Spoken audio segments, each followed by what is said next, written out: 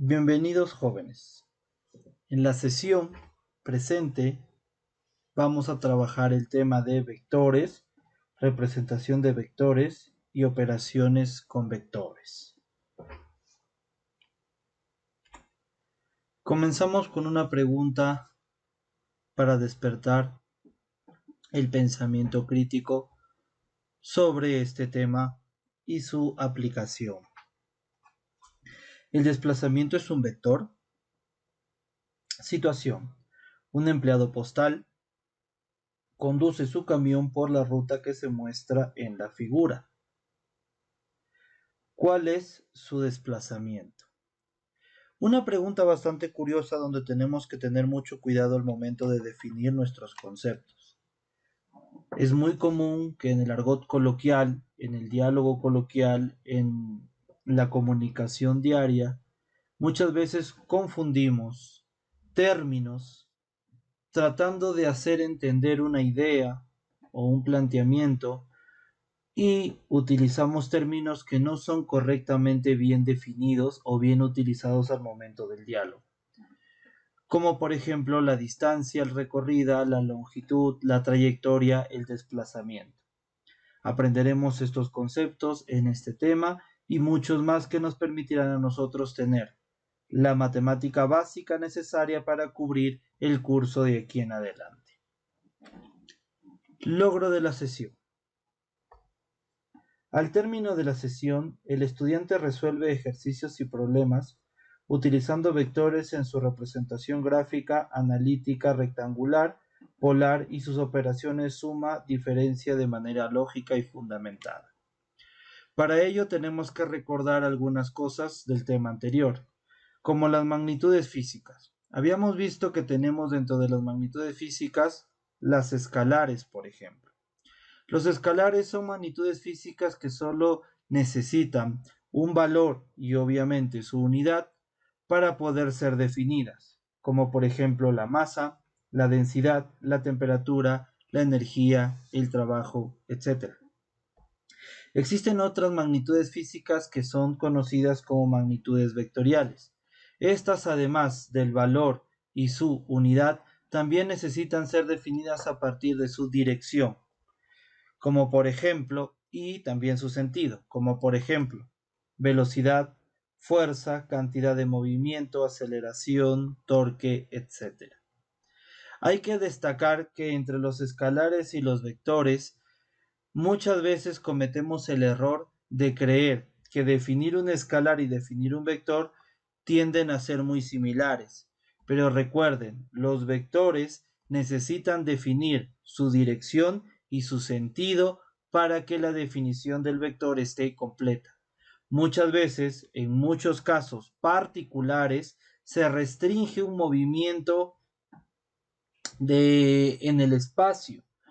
Se restringe el movimiento a una sola dimensión. Debido a esto, al ser un caso particular, suelen definirse a veces vectores sin la necesidad de completar concretamente su sentido y su dirección, lo cual no debería ser así, pero ocurre debido, vuelvo a repetir, a que muchas veces se restringen las coordenadas para facilitar el cálculo. Esto ya lo detallaremos más adelante en algunos ejemplos. Para recordar tenemos que establecer los sistemas de coordenadas y marcos de referencia, puntos importantes que ustedes ya lo han trabajado a nivel colegio. Primero, un sistema de coordenadas es usado para especificar posiciones en el espacio o en el plano.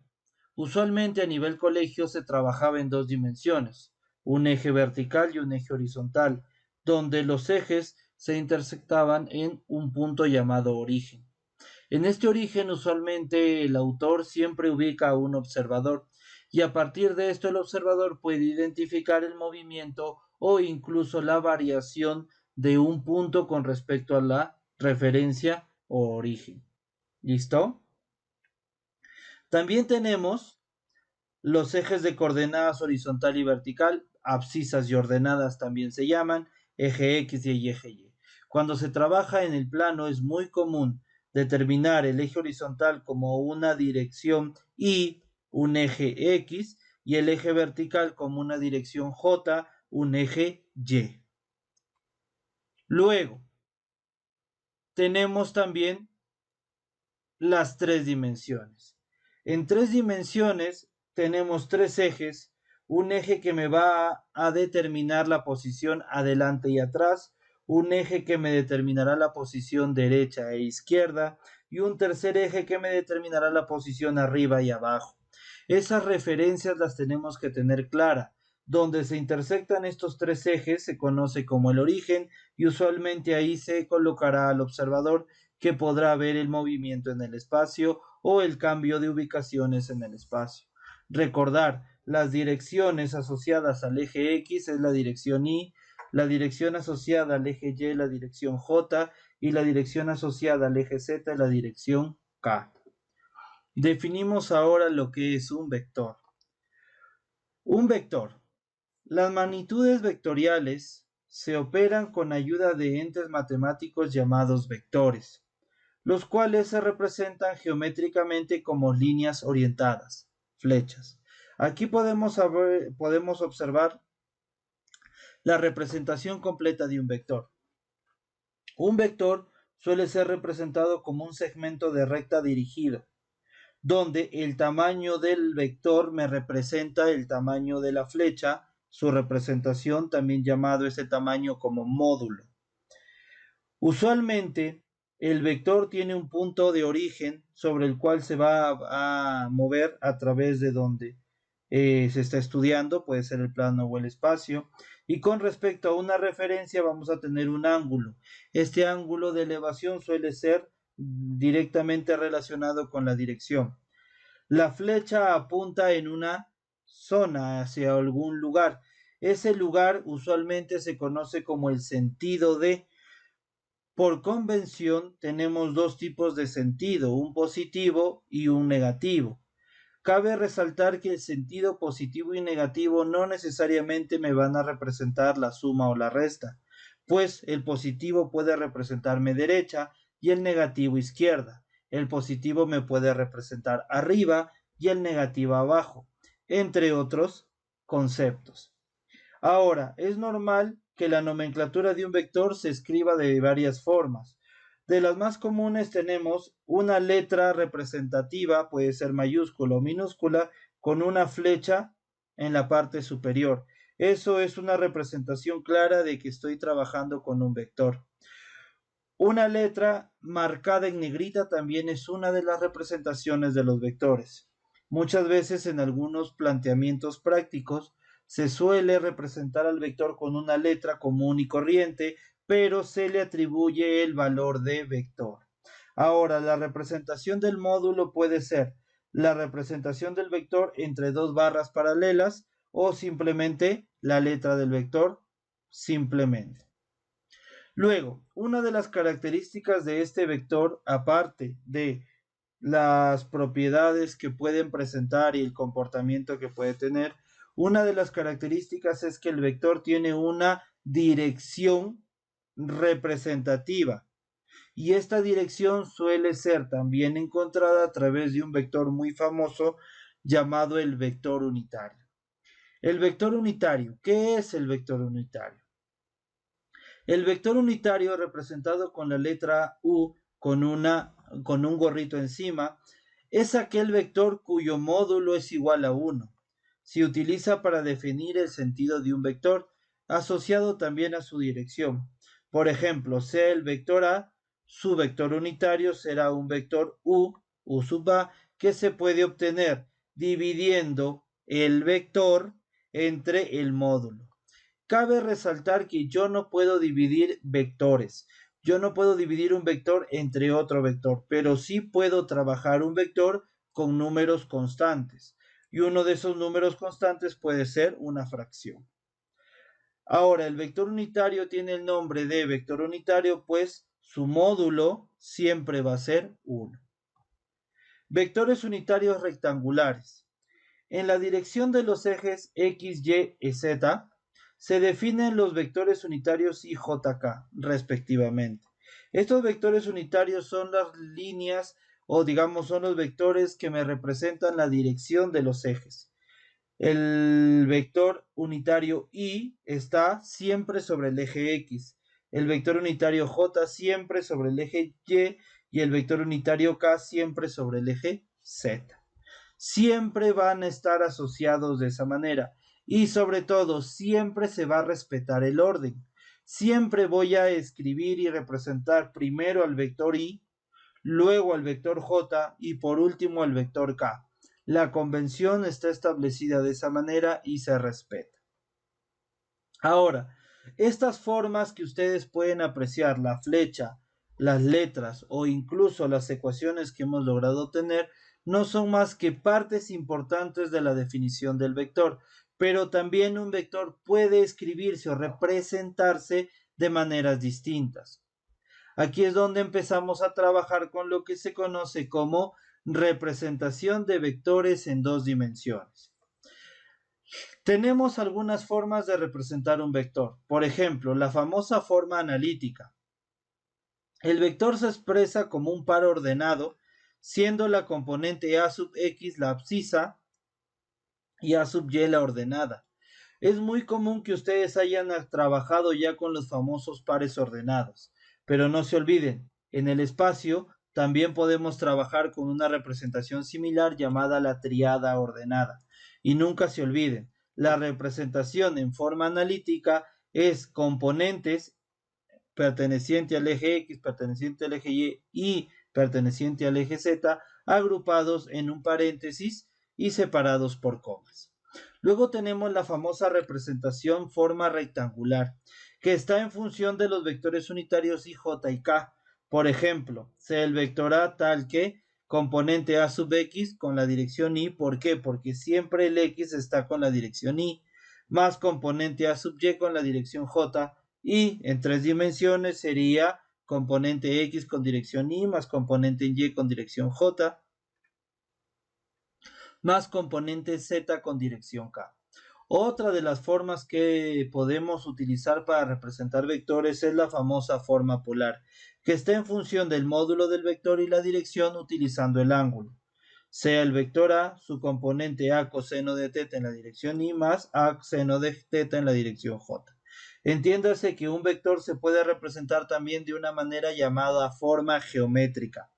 La representación de un vector en forma geométrica suele ser la gráfica del vector plasmada en un plano o en el espacio y de esa manera poder determinar las componentes de los vectores. Recuerda, todo vector, en este caso diagonal, tiene dos componentes rectangulares, una horizontal y una vertical, muy pero muy utilizadas. La horizontal, si es adyacente al ángulo, será una componente en función del coseno. Y tenemos una vertical que sería opuesto al ángulo, sería una componente en función del seno.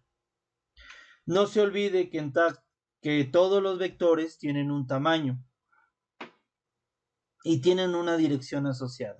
El tamaño puede calcularse a través del módulo, que viene a ser la raíz cuadrada de cada componente elevado al cuadrado y se suman. Por ejemplo, el módulo de A puede ser raíz cuadrada de ax al cuadrado más ay al cuadrado más az al cuadrado.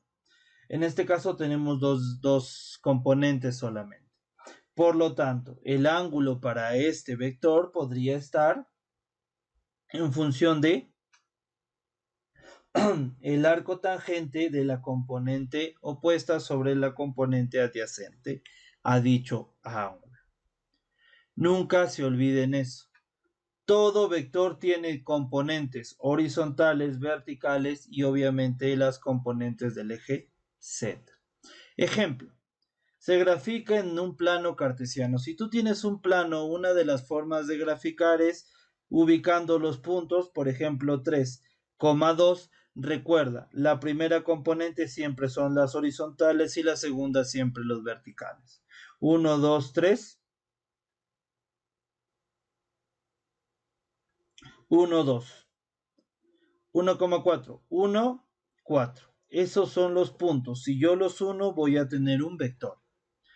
Entonces, el ejemplo me dice, encuentra el vector de posición dado que el vector v tiene un punto inicial en 3,2 y un punto terminal en 1,4. Me están dando puntos. Al ubicar los puntos, yo los puedo unir Primero el inicial, luego el final, y de esa manera puedo tener un vector, su orientación y su sentido. De igual manera puedo trabajar otros ejemplos, como por ejemplo, sea el punto origen 0,0, muy bien, aquí tengo el origen 0,0, me dice el punto P 3,4, ubico 1, 2, 3 y luego 4, 1, 2, 3, 4. Proyecto, y donde se intersectan los puntos es el punto P 3,4. El punto del origen está acá. Ahora, si es que me pidieran algo en específico, lo puedo calcular. El vector OP, mira, ve, yo lo que tengo aquí son puntos. Si quiero calcular el vector R, que es el punto O y el punto P unidos, tengo que dibujar forzosamente una flecha que una dichos puntos. Esta flecha se va a llamar R. Por lo tanto, el vector R es la unión del punto O y del punto P. De igual manera, puedo calcular el segundo ejercicio. Sea el punto M2.1, acá está el origen, nunca se olviden eso. Cuento 1, 2 y 1. Muy bien, la intersección.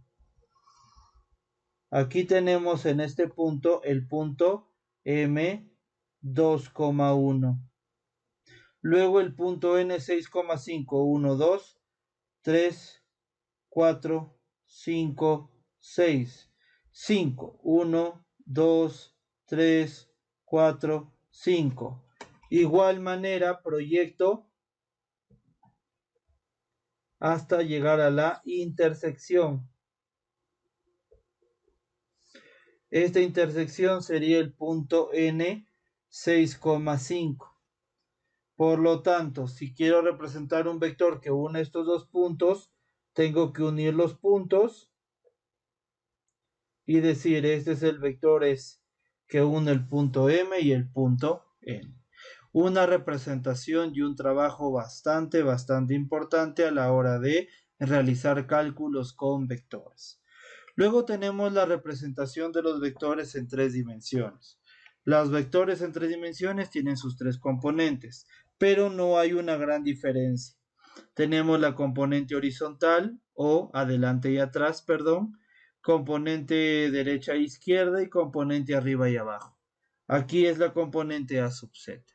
Por ejemplo, en la gráfica yo tengo los tres ejes y el eje A va a ser una componente en el eje X, una componente en el eje y una componente en el eje Z. Donde se intersectan los tres componentes, se obtiene el vector en ese punto.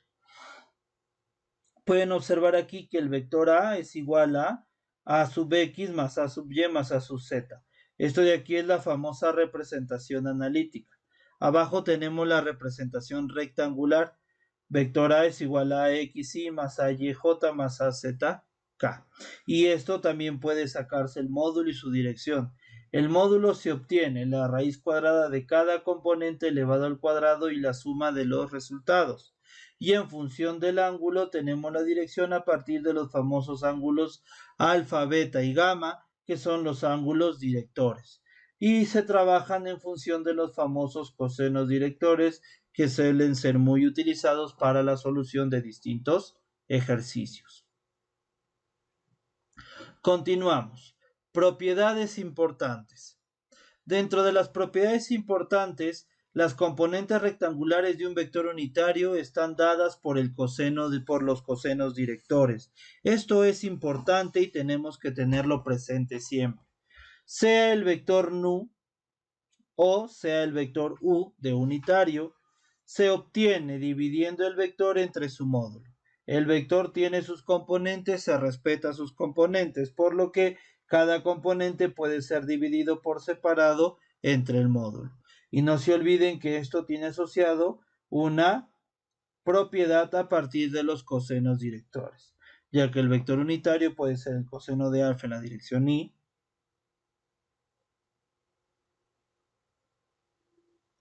más el coseno de beta en la dirección j, más el coseno de gamma en la dirección k. Y se trabaja de esa manera. Tenemos un ejemplo.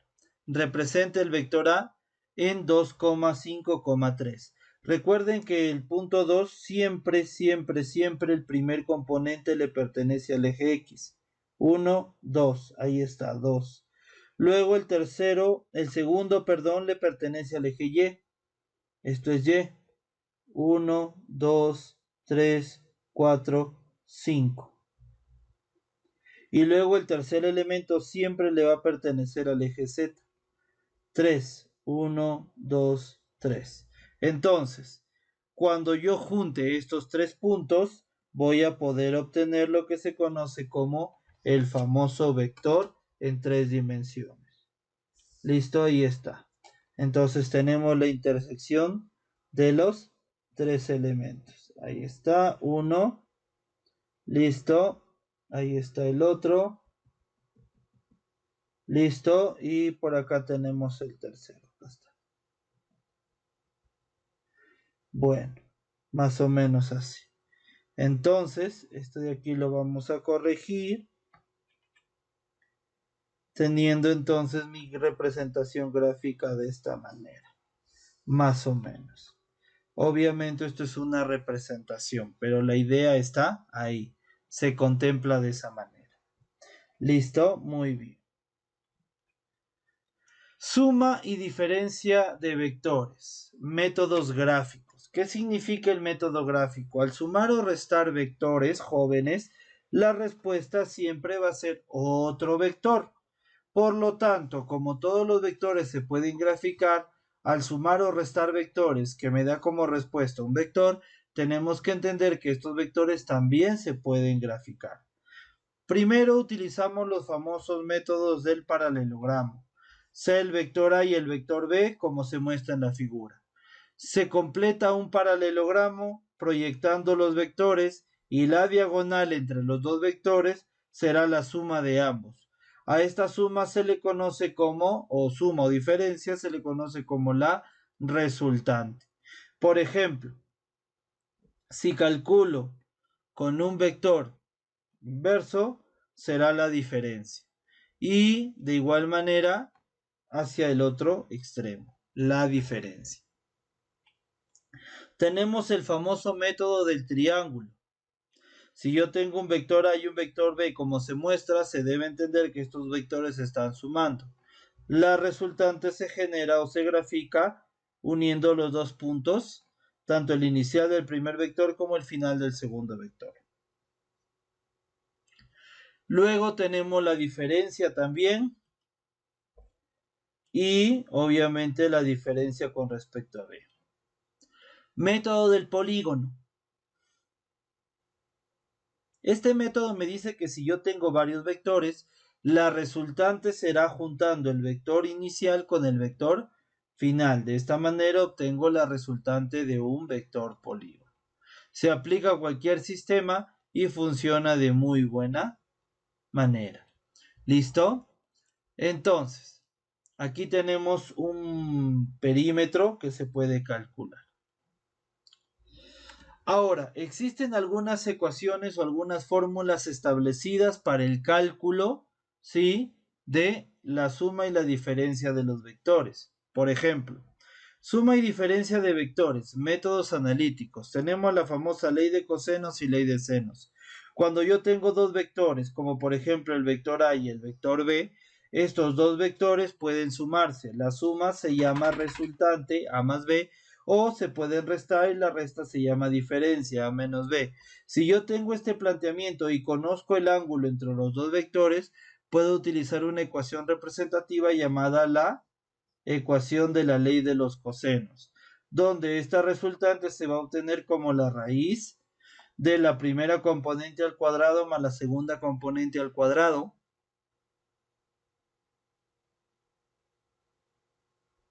más el doble de la primera por la segunda componente por el coseno del ángulo entre los dos. Y la diferencia será la raíz cuadrada de la primera componente al cuadrado más la segunda componente al cuadrado, menos 2 veces la primera componente por la segunda componente por el coseno de θ. La ley de cosenos también es útil cuando tenemos tres vectores que forman juntos un triángulo y conocemos los ángulos interiores de los vectores. Dada esta situación, la suma de los tres vectores al ser una fuerza que está, o al ser un vector que está planteando un equilibrio, la suma de estos me puede dar 0. Entonces, partiendo de esa idea, obtengo que el vector A sobre el seno del ángulo opuesto debe ser igual al vector B sobre el seno del ángulo opuesto, y esto debe ser igual al vector C sobre el seno del ángulo opuesto, donde A, B y C son coplanares, es decir, están en el mismo plano. Ejemplo. En la figura se muestran dos fuerzas actuando sobre un cuerpo puntual. Si los módulos de ellas son 200 y 100 respectivamente, ¿cuál es la magnitud de la fuerza resultante? Tengo dos fuerzas, el cálculo es muy sencillo. La resultante viene a ser este vector de acá. Cuando yo calculo esto, lo que estoy obteniendo es el módulo.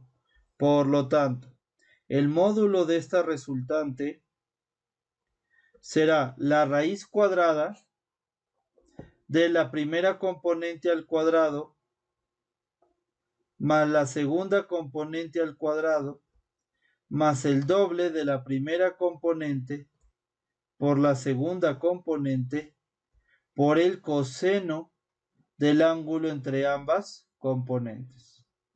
Esto me va a dar como respuesta un valor numérico que va a coincidir con el módulo de la resultante de estos dos vectores, o básicamente el módulo de la suma de los vectores. Al realizar el cálculo respectivo de este ejercicio, ¿sí?, vamos a obtener una respuesta a este planteamiento. Entonces, se resuelve raíz cuadrada de 200 al cuadrado más 100 al cuadrado más el doble de 200 por 100 por coseno de 60 grados. Esto me va a dar un resultado de 100 raíz de 7